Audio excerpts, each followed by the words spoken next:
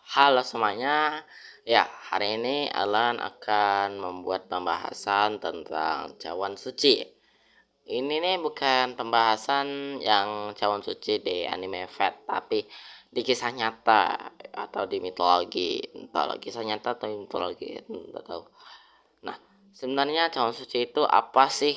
Apakah bisa mengabulkan sebuah permohonan? Ya, tapi itu sebetulnya tidak mungkin karena cawan suci ini hanyalah cawan dan ditambahin kata suci. Nah, cawan suci ini apa tuh? Banyak yang diceritakan di dalam cerita kesatria Galahad. Yang ini, Galahad ini merupakan kesatria yang mempunyai tugas lebih tepatnya yang berhubungan dengan pencarian cawan suci. Dia mencari cawan suci bersama yang King Arthur dan kesatria Jabunda. Oke, sebenarnya kita sudah mulai ya dari tadi. Saya ulangi. Galahad banyak berhubungan tentang cerita ya tentang pencarian cawan suci yang dilakukan oleh King Arthur dan beberapa kesatria Meja Bundar. Konon ceritanya cawan suci ini merupakan cawan yang digunakan oleh Yesus dalam perjamuan terakhir dan cawan yang digunakan oleh Joseph of Arimathea atau Yusuf dari Arimathea yang digunakan untuk menampung darah Yesus setelah ia disalibkan. Oh ya, bagi yang belum tahu, Joseph dari Arimathea ini merupakan salah satu dari 12 murid Yesus dalam agama Kristen. Dalam A List of the King karya Alfred Tennyson, Sir Galahad digambarkan memiliki kekuatan yang sama seperti kekuatan dari 10 orang kesatria handal.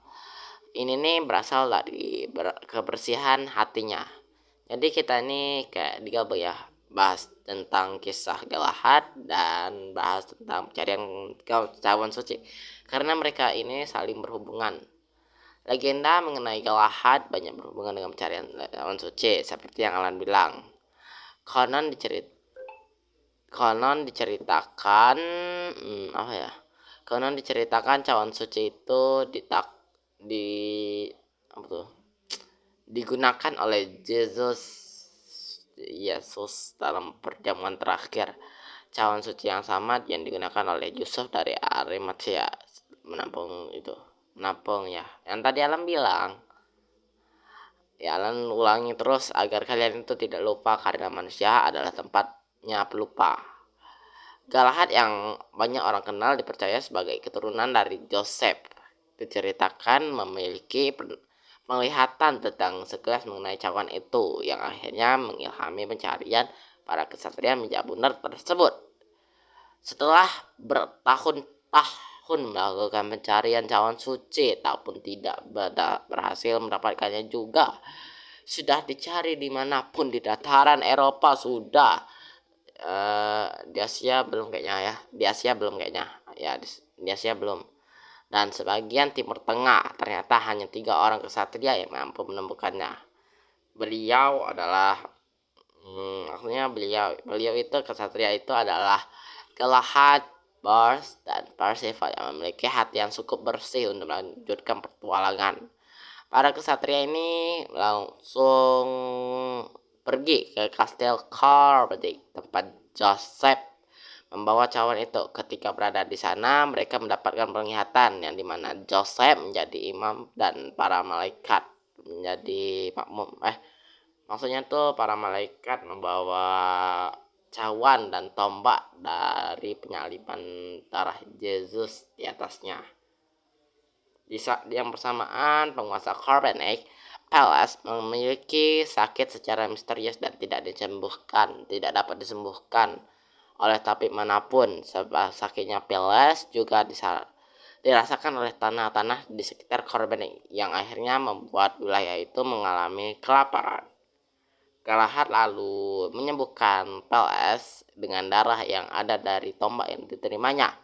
Seketika luka sakit Palace pun langsung hilang dan tanah Carbonek langsung kembali subur.